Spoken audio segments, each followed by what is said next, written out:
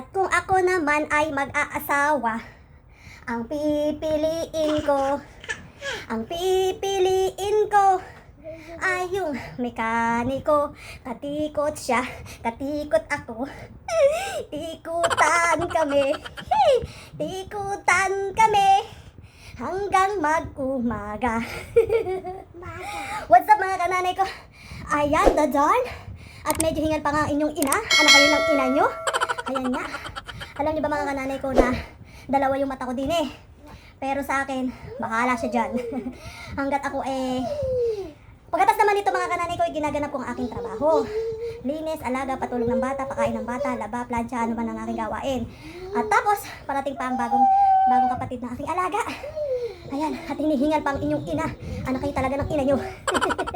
Ayun nga, ano aking ginawa? Ayun nga mga kananay ko, nagpapawis tayo ng konti. Konting-konti lang. Basic na ehersisyo lang sa umaga para labasan tayo ng pawis. Pawis ang lalabas mga kananay ko Ayan. Sumisilip ang aking alaga. At ayaw ko siya ipakita. Ayan, ebidensya, tumutulong ang aking pawis. Ayan, mga kananay ko. Hindi natin kailangan yung mga heavy equipment para sa pag-ehersisyo kagaya ng mga nagpupunta pa sa gym. Talagang gumagastos sila mga kananay ko para sa kanilang pag-ehersisyo para yung fitness ng kanilang katawan ay manumbalik nga. So yun na nga. Kasi talaga mga kananay ko, napansin ko sa sarili ko din na hindi talaga ako po pwede ng as in yung madagdagan yung timbang ko. Dahil ayun nga, hinihingal ako. Ito kaya lang ako hinihingal kasi katatapos ko lang mga kananay ko mag-exercise ng konti. Alam nyo ba yung magpatugtog ka ng music, sabayan mo ng kending-kending habang naglilinis. Ayun, mga ganyang simpleng pagpapawis lang kasi sobrang init din dito mga kananay ko. Kaya pagpapawisan ka talaga. So yun na nga, na-inspired ako sa aking isang kapwa ko ka-reels. Kalimutan ko yung kanyang pangalan. Lagi siyang nag-aano sa kanyang reels. Ayan, pinapakita niya kanyang mga gawain sa pag-ehersisyo niya. At sadya namang napakaganda ng kanyang pagkapit ng kanyang katawan. Ayan. So syempre tayo mga kananay ko, hindi porke nagkakaedad na tayo ay kakalimutan na natin ang ating sarili. May kanya-kanya tayong paraan. Para-paraan lang, para mabuhay.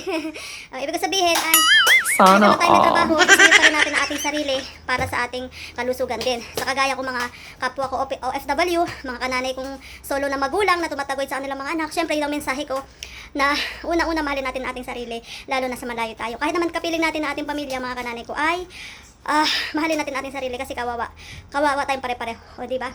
So yun lang mga kananay ko, maraming salamat. Peace tayo. Pwede kayong mag-follow sa akin. Pakipanood lang ang aking video kahit mga walang kwenta ang aking video. Hayan, dadan. Peace tayo mga kananay ko. At tayo magtatrabaho na, magbibabas tayo ng damit. Hayan, bye-bye. Thanks for watching.